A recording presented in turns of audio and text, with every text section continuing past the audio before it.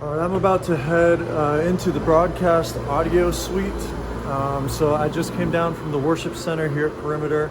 And again, this is a midweek rehearsal. And so right now I'm kind of underneath the sanctuary. They've got this hallway where they actually have quite a few, kind of pictures, portraits, and other things of their teams. And real quick, I'm just going to walk down this hall. And what we're going to see here, the choir will practice down here. There's an audio suite. They have some of their offices. They have a band space as well, where they'll actually, they have a room where they can rehearse as a team with, it looks like they have an in-ear system set up in there, which is really cool. It's a separate space. So they have the worship center upstairs where they're practicing live. And they have another team practicing down here in that practice space that they have set up. And let's go check out the broadcast space. And again, Ron Cochran from NV5, used to be the general manager at AVCO, is in here running broadcasts tonight.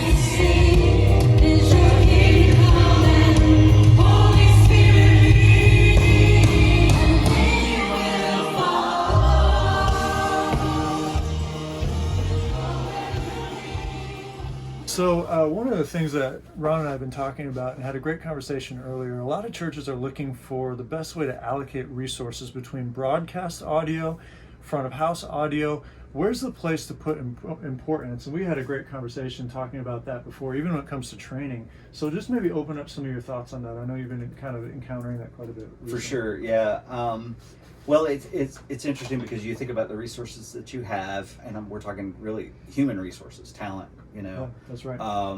And all churches are trying to develop talent and get people trained up to do things, to get better at what they do, and to get into the rotation, and so that people aren't getting burnouts. You got to have a deep bench, basically. Yep. So I get a lot of questions about how should we allocate these human resources? In other words, where do we put our, the guys that are more experienced versus the people that are less experienced that need some training, And one of the questions that came up, and you and I talked about this, is some churches are saying, hey, should we use our broadcast to train folks? And it almost seems like, yeah, that makes sense. It's a smaller environment, Mm-hmm. less intimidating, less going on, more, you can focus more on, what's going on here, as opposed to responding to everything that's going on in the room. Everybody watching you. Exactly.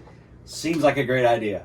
However, the answer is probably a little bit counterintuitive, because the result of an online mix, in Mm-hmm. most cases, is that mix is going to last a lot longer Yep. than we think it is, or maybe than we want sometimes. So you'll have a, if I was going to train someone, okay, to mix online, and have them mixing online.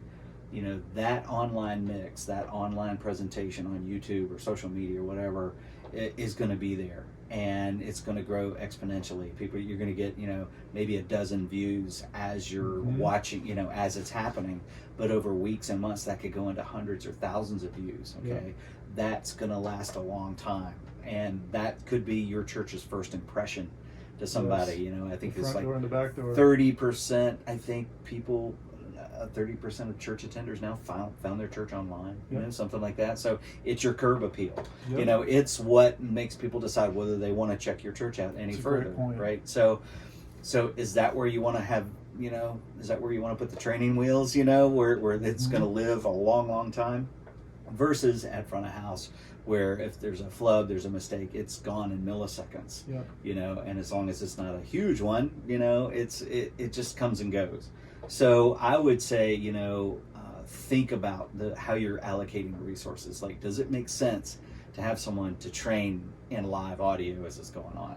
You know, going onto YouTube or Facebook or anything. Well, even being a musician, I'm thinking about the fact that you don't necessarily bring in a new musician to track in the studio. Right.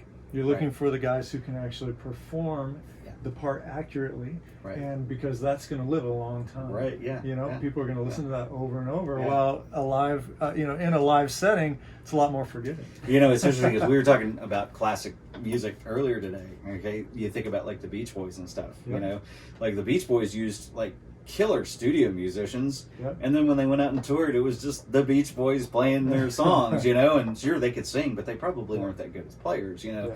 they didn't care. The record companies didn't care, but when they were in the studio, they wanted it to count. You Yeah. know, so I think that's the philosophy. Is, you know, and if people spend a little time and think it through, certainly the broadcast suite. I mean, we train here. You know, Yeah. it's a great place to train with virtual sound check, but not to actually be training as you're broadcasting live.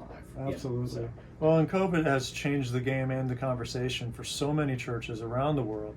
We just wanted to have a quick conversation about this because we think it's relevant, and we're trying to help. So I hope there was helpful information for you guys. Stay tuned for more, and it was really great to be able to come down here and spend a little time with Ron Cochran in Atlanta, Georgia. Awesome, man. All Thanks. right. Awesome.